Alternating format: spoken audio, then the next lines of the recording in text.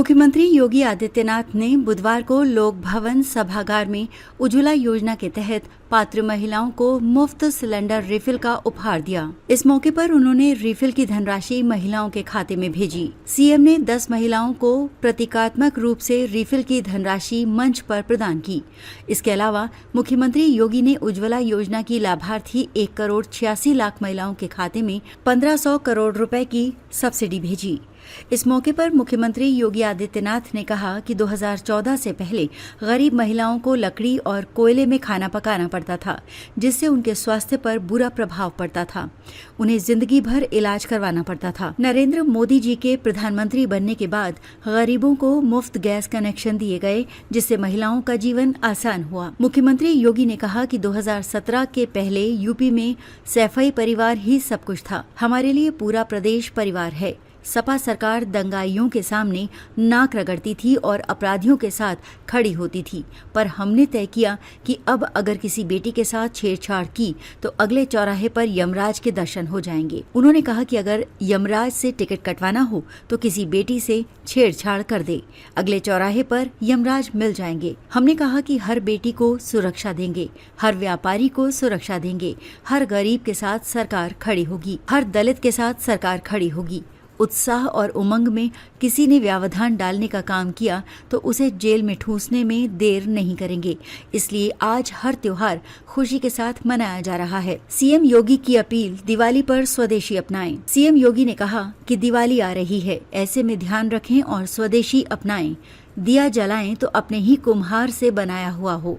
मूर्ति वही प्रयोग करें जो स्वदेशी मूर्तिकार की बनी हुई हो।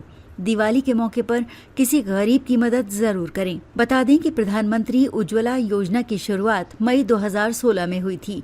इस योजना से खासकर ग्रामीण भारत की रसोई को धुएं से मुक्त करने में सफलता मिली। साथ ही महिलाओं और बच्चों के स्वास्थ्य पर पड़ने वाले दुष्प्रभाव भी कम करने की दिशा में प्रभावी साबित हुए।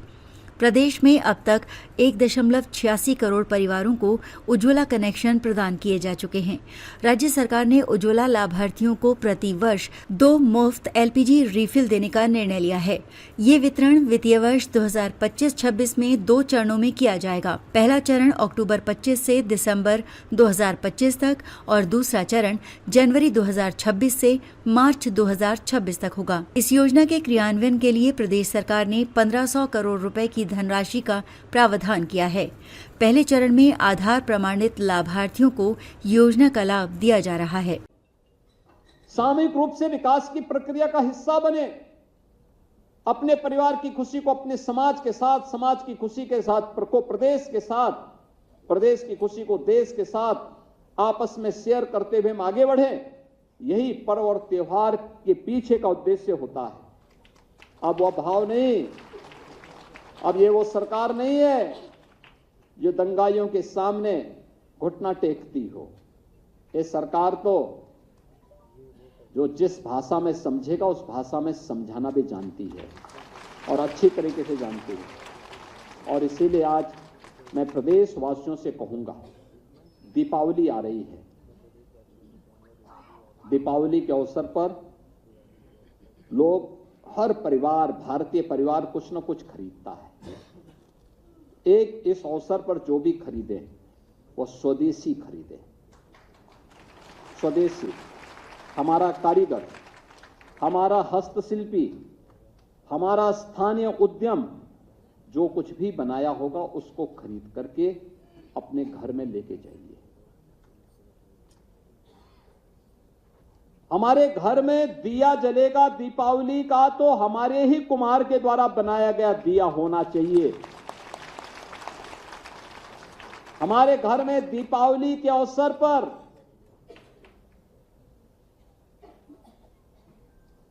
लक्ष्मी गणेश जी की जो मूर्ति बनेगी वह भी हमारे ही कारीगर के द्वारा बनाई जानी चाहिए। कहीं विदेश से नहीं आना चाहिए वो। हम किसी को उपहार भी दे रहे हैं, अपने हित मित्र को, शुभचिंतक को, नातेदार रिश्तेदार को, वह भी स्वदेशी होना चाहिए। वह भी स्वदेशी होना चाहिए और स्वदेशी ही आपको गिफ्ट भी देना चाहिए किसी भी आयोजन के अवसर पर। ये पैसा अगर मुनाफा जाएगा हमारे कारीगरों के हाथ में जाएगा, हस्तशिल्पियों के पास जाएगा, हमारे श्रमिकों के पास जाएगा, तो समृद्धि उनके पास भी आएगी, और समृद्धि उनके पास भी आएगी तो ये समृद्धि देश के काम आएगी, देश के काम आएगी। विकसित भारत बनेगा। विकसित भारत के लिए हम सबको सामूहिक रूप से प्रयास करना होगा। और दूसरा, पर्व और त्योहार में एक चीज का हमें और ध्यान देना होगा, और वह ये कि अगर हमने अपने परिवार की आवश्यकताओं की पूर्ति कर ली है तो थोड़ा सा उसमें से बचा करके किसी एक गरीब को जरूर कुछ सहायता करने के लिए तैयार होना चाहिए। आपके बगल में याद करिए ना, याद करिए, अंत्योदय के प्रणेता पंडित दीनदयाल उपाध्याय जी अपने जीवनी में एक बात लिखते हैं। उन्होंने कहा, एक आचार्य शंकर के बारे में उन्होंने इस बात को कहा था कि वे भिक्षाटन करते हुए देश के अंदर जब सनातन धर्म की मूल्यों और आदर्शों की स्थापना करने के लिए निकले थे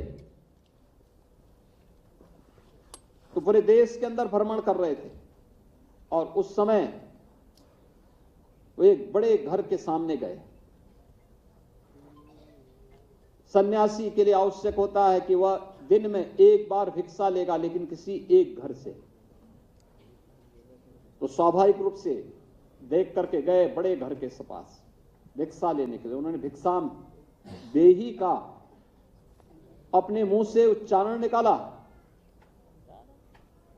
एक सन्यासी को सामने देख करके घर की महिला भिक्षा लेकर के निकली, लेकिन इससे पहले कि भिक्षा उनके पास जाती, उनकी झोली में जाती, उन्होंने देखा कि इस बंगले के ठीक सामने एक गरीब करहा रहा है। तो उन्होंने अपनी झोली को बंद कर दिया, भिक्षा नीचे गिर गई। परिवार के मुखिया ने कहा, ये सब आप क्या कर दिए? उसने कहा, नहीं, मैं आपके यहां का भिक्षा नहीं ले सकता। कहा, क्यों? कहा कि मैं भागीदार बन जाऊं, मैं आपके पाप में भागीदार बन जाऊंगा। कहा, कैसे? कहा कि ये भिक्षा आप मुझे देना चाहते हैं, आप ये दिखावा करना चाहते हैं। इस सामने आपके घर के सामने एक व्यक्ति भूखों मर रहा है, आप पहले उसको खिलाइए। जब वो व्यक्ति सुख और शांति से अपना जीवन यापन करना शुरू कर देगा तो आपकी भिक्षा लेने के लिए मुझ जैसा सन्यासी भी आ जाएगा। मैं भूखा रह सकता हूं, लेकिन मैं किसी भी ऐसे घर से भिक्षा नहीं लूंगा जिस घर में किसी गरीब के प्रति संवेदना न हो। और याद रखना इस बात को कि ईश्वर किस रूप में है कोई नहीं कह सकता, और हम लोगों को एक गरीब के मन में भी, उनके अंतःकरण में भी उसी ईश्वर का वास मान करके देखना चाहिए जो एक सामान्य नागरिक जिसको मंदिर के ऊपर देखता है। इसलिए उन सब गरीबों के साथ हम भी शेयर करें। जो कुछ भी हमारे पास है, थोड़ी बहुत सहायता किसी गरीब की भी हम कर पाएंगे तो हमें जरूर करना चाहिए, और पर्व का उत्साह और आनंददायक हो जाएगा, और भी आनंददायक हो जाएगा। और मेरी आप सबसे अपील होगी, पूरे प्रदेशवासियों से अपील होगी कि पर्व और त्योहार के समय किसी एक गरीब की सहायता जरूर अतिरिक्त करिए। आप अपने नातेदार रिश्तेदारों की सहायता तो करते ही होंगे, लेकिन एक गरीब को भी जरूर कोई ना कोई सहायता इस पर्व और त्योहार के समय देंगे। उन बच्चों को जरूर देंगे जिनको कोई पूछने वाला नहीं है, तो उत्साह और उमंग और आनंददायक हो जाएगा। मैं एक बार फिर से पूरे प्रदेश को दीपावली की हृदय से बधाई देता हूं। आज जिन लाभार्थियों को ये वितरित हो रहा है, वे अब जाकर के उनके खाते में वे सीधे जाएं, अपना सिलेंडर वहां पे लेने की व्यवस्था शुरू कर लें, या अगले 2 महीने तक ये सुविधा आपको प्राप्त होती रहेगी।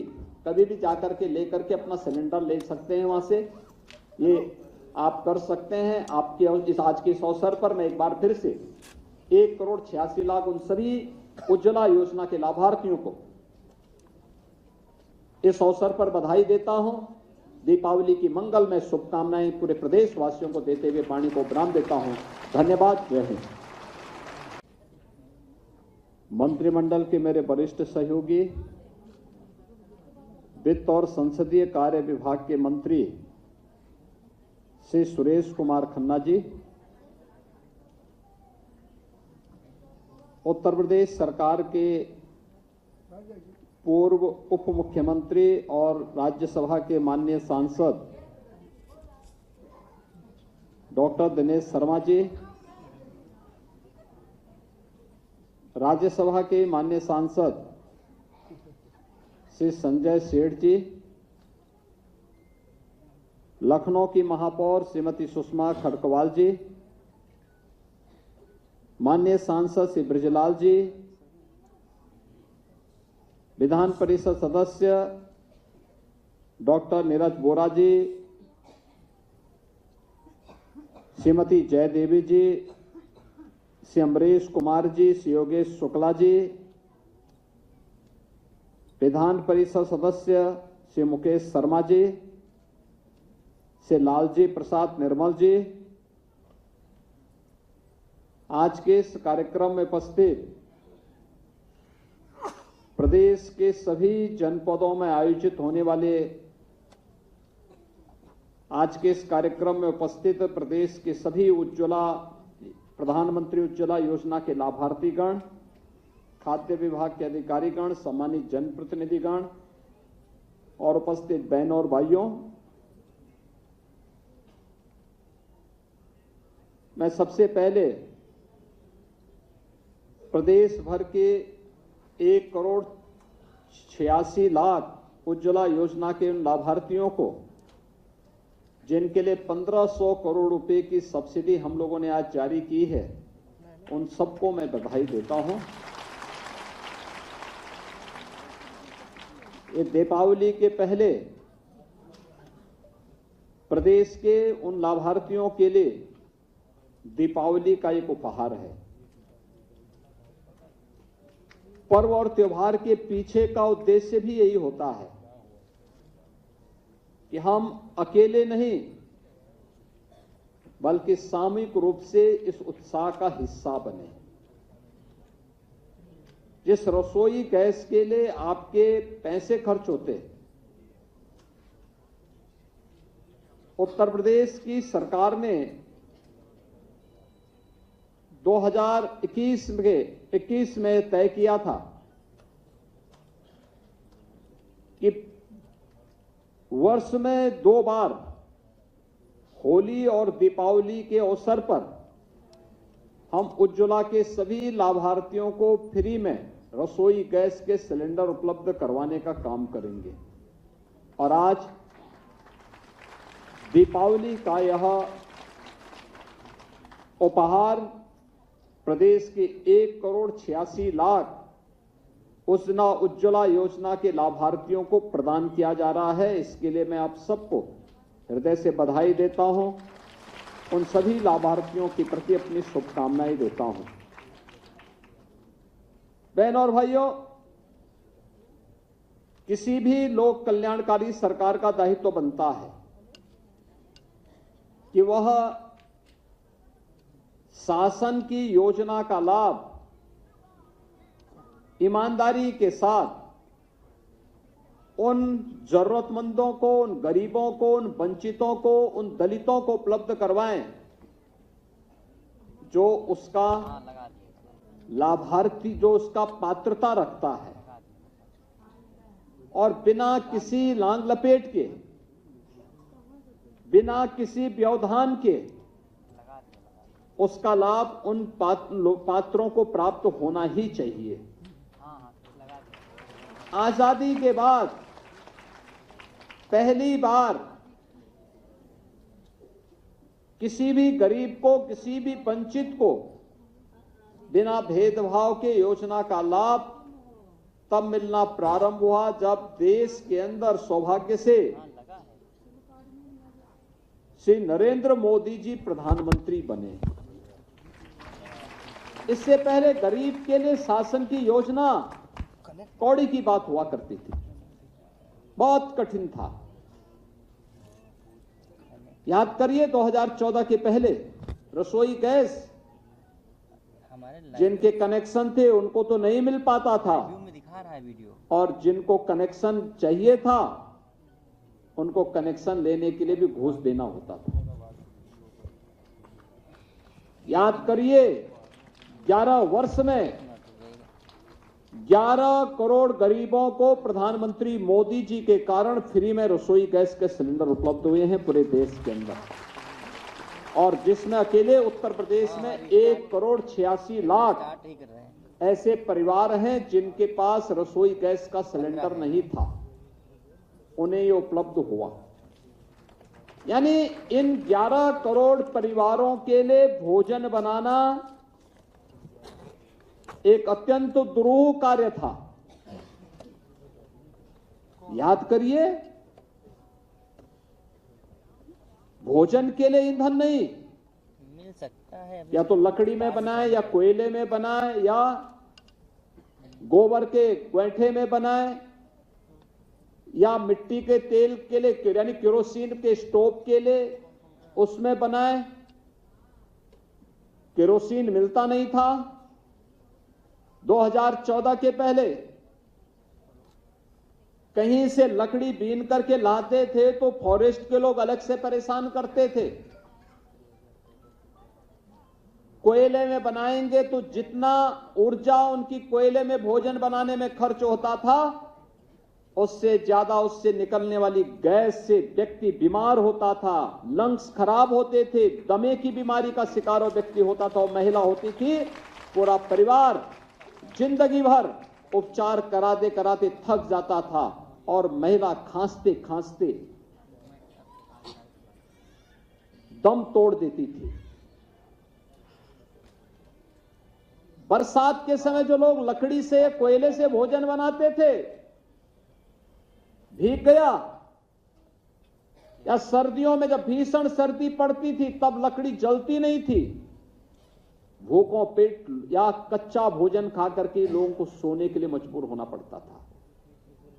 लेकिन देशवासियों को आभारी होना चाहिए, कृतज्ञता ज्ञापित करनी चाहिए प्रधानमंत्री मोदी जी की, जिन्होंने 11 करोड़ लोगों को बिना किसी पैसे के फ्री में ये रसोई गैस के कनेक्शन उपलब्ध करवाए, और ये कनेक्शन भी किसी और को नहीं, महिलाओं को उपलब्ध करवाए। महिलाओं को, परिवार की महिला सदस्य के नाम पर नारी गरिमा का प्रतीक बन गया सिलेंडर। और प्रधानमंत्री मोदी जी की इसी मुहिम में प्रदेश सरकार ने अपने को जोड़ करके कहा कि अगर मोदी जी 11 करोड़ लोगों को फ्री में रसोई गैस के कनेक्शन दे सकते हैं तो वर्ष में 2 बार होली और दीपावली के उत्सव को और उत्साहपूर्ण बनाने के लिए फ्री में रसोई गैस के सिलेंडर हम उपलब्ध करवाएंगे। बहनों और भाइयों, ये कार्यक्रम उसी का हिस्सा है, उसी का हिस्सा है। इससे जो पैसे की बचत होगी, इससे आप अपने घर में बच्चों के लिए कुछ अन्य सामग्री खरीद सकते हैं, परिवार के लोगों के उत्साह को, आने वाले अतिथियों के उत्साह को और उमंगपूर्ण बना सकते हैं। और इसलिए राज्य सरकार उन सभी परिवारों के प्रति होली की और दीपावली की बधाई स्वरूप ये रसोई गैस के सिलेंडर उपलब्ध करवाने का कार्य करती है। बहनों और भाइयों, जब अच्छी सरकार आती है तो ऐसे ही लोक मंगल की कामना के साथ सबके हित के बारे में सोचती है। 17 के पहले इस प्रदेश में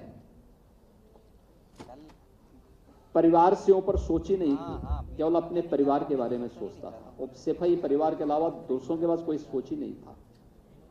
घूम फिर करके सब वही चाचा भतीजा और महाभारत के सभी रिश्ते उसमें आते थे, और एक ही परिवार के सारे लोग उसमें लाभ लेते थे, लूट लेते थे, डकैती डाल देते थे,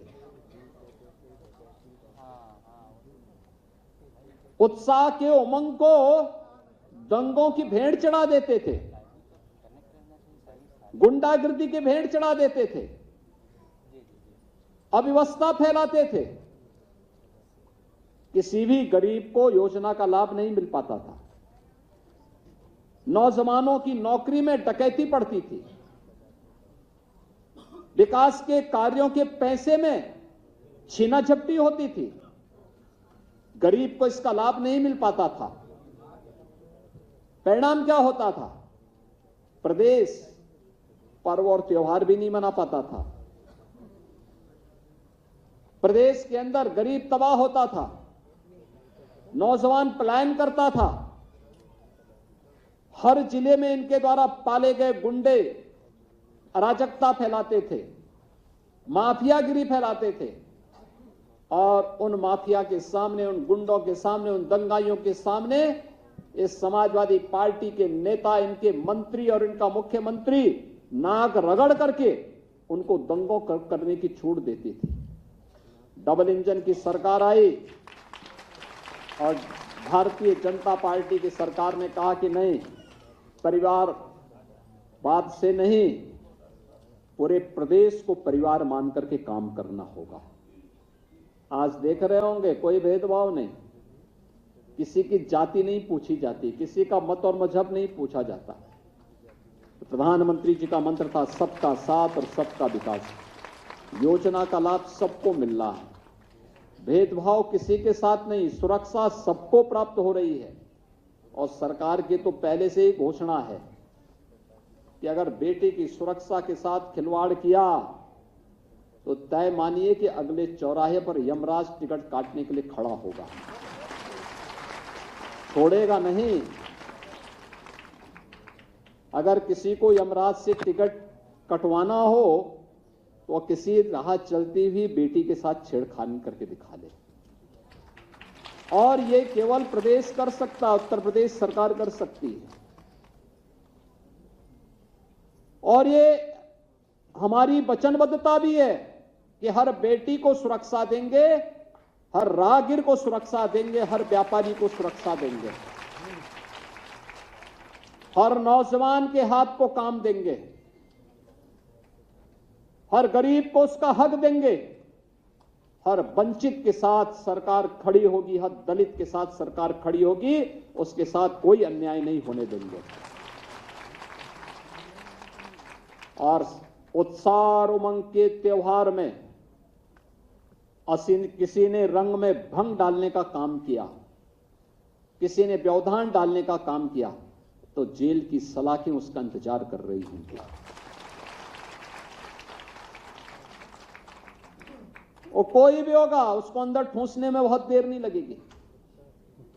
और इसीलिए बहनों भाइयों, पर्व और त्योहार शांतिपूर्ण तरीके से, उत्साहपूर्ण तरीके से, सौहार्दपूर्ण तरीके से, एक दूसरे को बधाई देते हुए हमें मनाने चाहिए। और मुझे प्रसन्नता है कि गत 8 साढ़े 8 वर्ष के अंदर जो भी पर्व और त्योहार उत्तर प्रदेश में आयोजित हुए, सारे के सारे समुदाय के, होली हो, दीपावली हो, विजयादशमी हो, जन्माष्टमी हो, रामनवमी हो, रक्षाबंधन हो, ईद हो, क्रिसमस हो, गुरु पर्व हो, सारे पर्व और त्योहार शांतिपूर्ण तरीके से, उत्साहपूर्ण तरीके से, उमंगपूर्ण तरीके से आयोजित होते हैं। और एक व्यक्ति अपने अपने पर्व त्योहारों को मनाए, अपनी आस्था का सम्मान करे। ये पर्व और त्योहार सड़कों पर प्रदर्शन की वस्तु नहीं है, ये सामूहिक रूप से अपनी अभिव्यक्ति को समाज के सामने प्रस्तुत करने का एक माध्यम होता है।